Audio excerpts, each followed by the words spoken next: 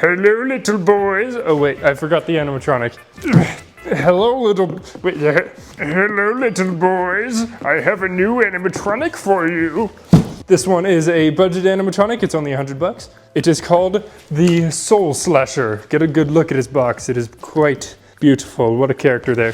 This is a animatronic that I bought because I intend to custom him to look like this. That's pretty cool. That's my costume from a while ago. I call it Smiler. And I thought to myself, wouldn't it be cool if it was just a standing animatronic, you know? So this one has a cool build. It's cheap. It has this cool, like fairly fast moving, like pointing arm. Here's a video of it. It moves quickly. And honestly, seeing it in store for the first time, I was impressed. And I'm like, okay, that's the one. That's the one I'm gonna custom. My friend Sky gave me the idea. What if he did the whole like whispering thing, like he put it up to his mouth? Luckily, his arms seem to be posable, so I'll be able to do that if I so choose. But enough rambling. I've got this knife here. I intend to cut this box open. All right, there we go. Let's get this bad boy open. Cardboard. Holy crap. That way, there we go. Here's its hat just immediately. Wait, look inside, get a good look. This is some peak content right here. Anyways, how does this hat look on me? That's the real question, the important stuff that we're asking over here. I'm gonna just place this on Creep. I hope he doesn't mind. Oh man, looking snazzy. He'll be able to hold on to that for a minute. And it looks like almost immediately, wrapped up in his own pants, we've got his face. Now, let me see, let me get a... Now, some people find him very creepy, and I'm sure in the right lighting he is. To me, he looks very goofy with the like one eye being more open than the other. Once again, plastic, no rotting. So, you know, very nice, very nice. I'm gonna set this on the far other side of the room right here. I really need to like get a table or something to just like place all the parts on.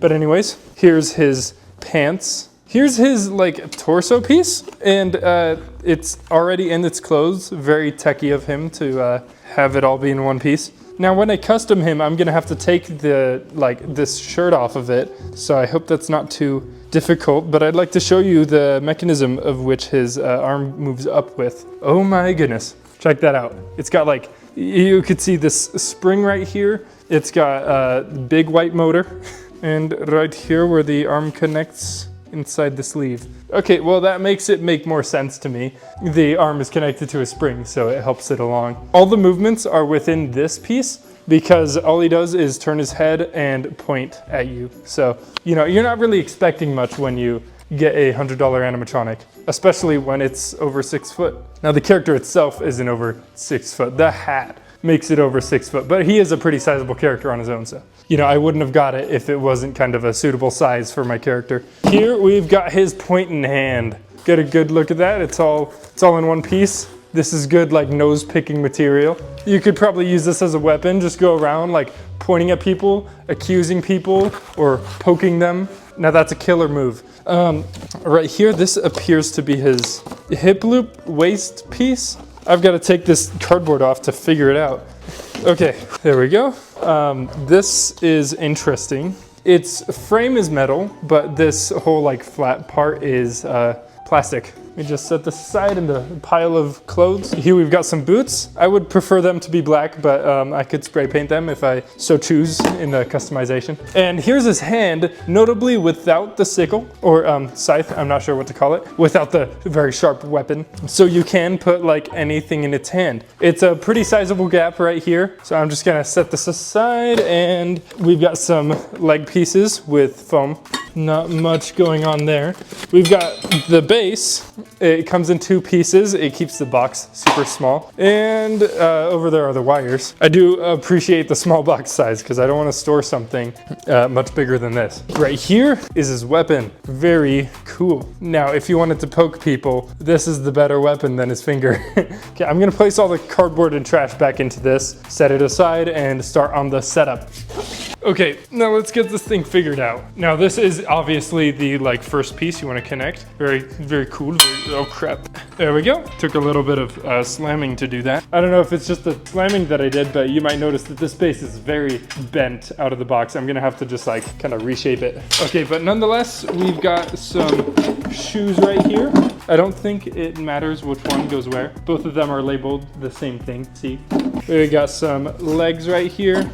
And based on past experience, I'm gonna take his pants and get these over here before I put on the hip loop. There we go. So far, this is a very easy setup. That's kind of par for the course when it comes to $100 budget animatronics. They're not exactly complicated figures, you might find. There we go. Gotta just drape this over here. The pants waistline is very tight around this. I kind of like it. There we go. We've got a fine pair of legs right here. Now I'm gonna connect his upper body. It is just one piece. I am kind of annoyed whenever it is just one piece. I enjoy kind of building a frame and then putting the clothes on after. It's also way better for if you want to customize it. It's just like you can easily take the clothes off. It's not just like attached to it already. But there we go, just as easy as everything else. It just snaps right on. Now, you know, there's not much else to add. It's just the arms, head, weapon, and of course, hat. Now his arms are fairly posable, which is pretty nice. I'm able to just like bend it down like this. It takes a little bit of effort though, but not too much. I don't feel like it's gonna break within my grasp when I'm trying to bend it. There we go, that arm is in. Just gonna attach the Velcro right here. While we're at it and while it's fresh on our mind, I'm gonna add this weapon right here. It's just very easy, you just place it in. I'm gonna add his nose picking finger. Now, even at $100, this guy is also outdoor rated, just like just about everything else at Home Depot. There we go, and it's in. Interestingly enough, there is no Velcro at the end of the sleeve here. Also, I just now noticed the connection for his head is very, very odd. Look at that. I guess you just set it in there. And do not forget to connect the wire here, because this is the only way that his eyes can glow. Come on, there we go. And you just push it in and it just clicks like that. Now, finishing touch, I'm gonna attach his hat. Thank you, Creep, you've been so kind. Yeah, he doesn't look quite right, you know, without his trusty hat. What I find funny about this hat is that it's just completely hollow, like on the inside. Makes it easier to be like flat for storage, but that is just gonna be like a pool of rain, like a collection bucket for anything anybody could throw into his smoke pipe hat. And that is it. Like cosmetics wise, he's just looking as good as he can. He's doing his best, but now it is time to wire him up and attempt to do a demo. This is one of those props that really just does not need instructions. It is so incredibly intuitive. And of course he's got a lights only mode as well. Seems like at Home Depot, no matter how many lights it has, like this only has its eyes. It will have a lights on only mode, which I appreciate. Now, something convenient about the all-in-one piece kind of upper frame is that all the wires are kind of already connected. Like I didn't have to connect the arm wire to anything because the control box was complete with it. So that just means it's almost just plug and play. He is all plugged, so let's play. Whoa. I have a bone to pick with you. You and your friends need to stop trespassing, or else this cold sharp blade will reap more than just my crops. Now, get out of here. Okay, that hand does move just as quickly as it does in store. I've seen other videos of it not moving as fast, so I was kind of worried that like when you get it new, it would be kind of slow and then it would kind of warm up, which is what a lot of animatronics do, but this one didn't have any issues. He is genuinely kind of creepy. I didn't get to hear all of its phrase because I accidentally had it on 0 volume, so let's just hear it again. Well,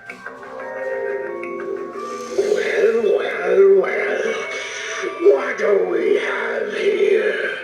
More naive visitors to this land? No visitors allowed! Turn around and go away before parts of you become permanent decorations for our house. I thought it only had one phrase, so I'm really like stoked that it has more, because whenever I press the button in store, it only played the first phrase. So let's see if it has a third.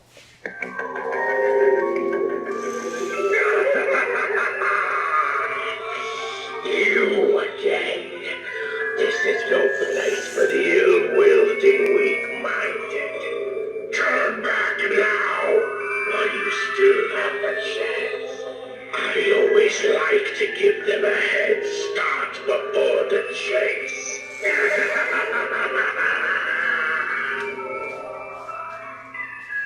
So that's his second, that's his third phrase. Let's see if he has a fourth. Oh no, this is his first phrase. Just mine. I'm already just like surprised and kind of psyched about that because I really expected him to only have one phrase. He is a $100 animatronic. He moves his arm very quickly. He turns his head left and right. Eyes glow. Has pretty cool audio. Super duper easy to build, and obviously doesn't have good speaker quality. That goes for every Home Depot animatronic this year. Home Depot, please fix that. But this one is a little bit exempt from that because it's a budget animatronic. You don't really expect it to have amazing audio quality. Now, why I didn't give the Witch a pass is because that was just another level of bad. Like this one's bad, but not like ununderstandable like the Witch was. So I think with just the kind of normal human body shape, this should be a pretty easy like custom to do. All I'm gonna have to do is kind of replace the head with a smaller head if it's just too big, because I think it is just way too big to put a normal mask over. But anyways, it's a really good budget animatronic. It's like, I'd say one of the best for $100. He's like outdoor rated, easily just stake him in, plug him in.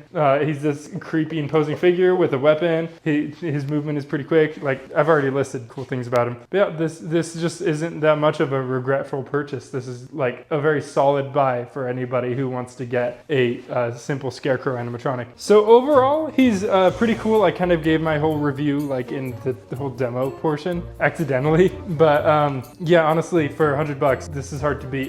I would recommend it. Now, I didn't exactly get him because he's a cool prop on his own. I got him because I thought he'd be an easy custom. And so far, it does seem to be that he is an easy custom. I will make you look cooler. Touche. Dude, like, I can't think of a thing that's wrong. Like, I'm trying to think of like something that's really obviously wrong with him. But like, if you're into the design, it's like really good. The clothes are all wrinkly, but that's just because I just now took it out of the box. Like, it'll get unwrinkled as time goes on, as it's just set up. It was just so straightforward. There's not like many pros and cons I can just like point out. Without any further ado, I guess I'll end the video. I'll see you guys later. Thank you for watching. And don't point at me with your big meaty finger. Thank you. Okay. And please subscribe. Subscribe, please.